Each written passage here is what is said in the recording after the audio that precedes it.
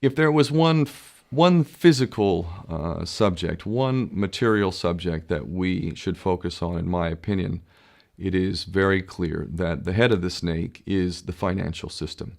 We can argue till the end of time about who runs the world. Is it the Jesuits? Is it the reptilians? Is it the Illuminati? Is it the Freemasons? We can go on and on and on and on about this. But I don't think it is reasonable to even begin arguing about the mechanism that is used to exert this control. The mechanism is finance. The whole point of finance is to indebt, otherwise to enslave. What is a mortgage? I mean, what does that stand for? It's a death grip.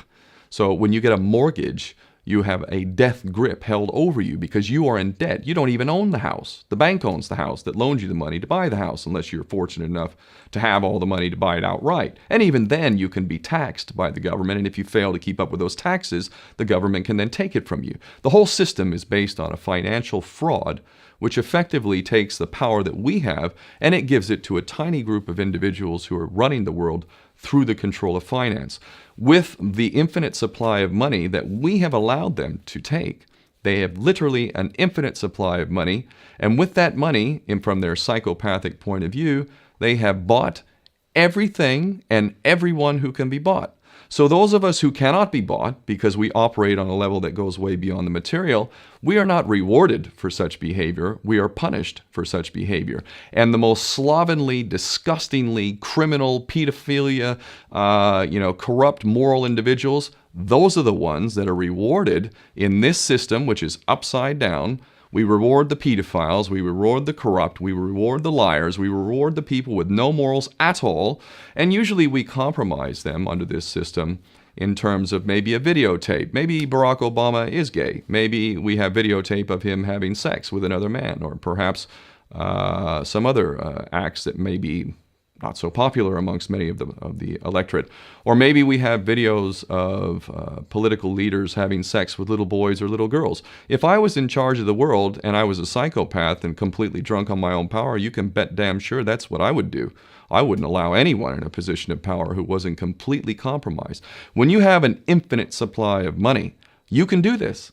Take that supply of money away, take that power back, put it in the hands of the people, get rid of fractional reserve banking, which is an obscenity in itself.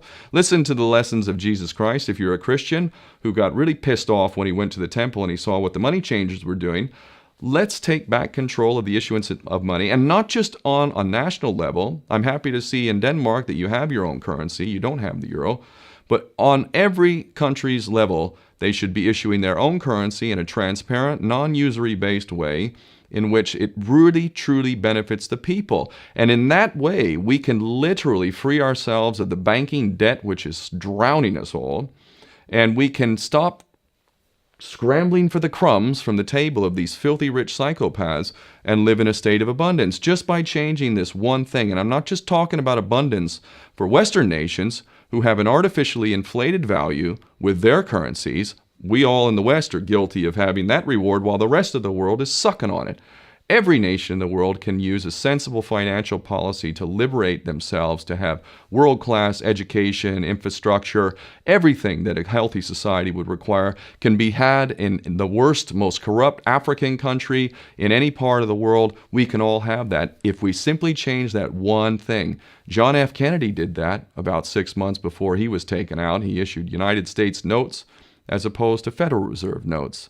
I can assure you the powers that be knew the power of that act, and they took him right out. So the bottom line is, if we as people understand this very simple principle, just this one thing, change this one thing, we can solve every other problem you can name. I don't care what the problem is.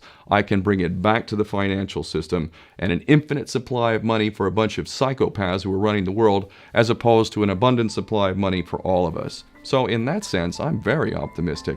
This is not rocket science. I am not the smartest guy in the room. We can all understand this. And as soon as we do, we can exercise the same power that we had, but relinquished, and we can have a future for ourselves and our children. There's a lot to be optimistic about, quite frankly.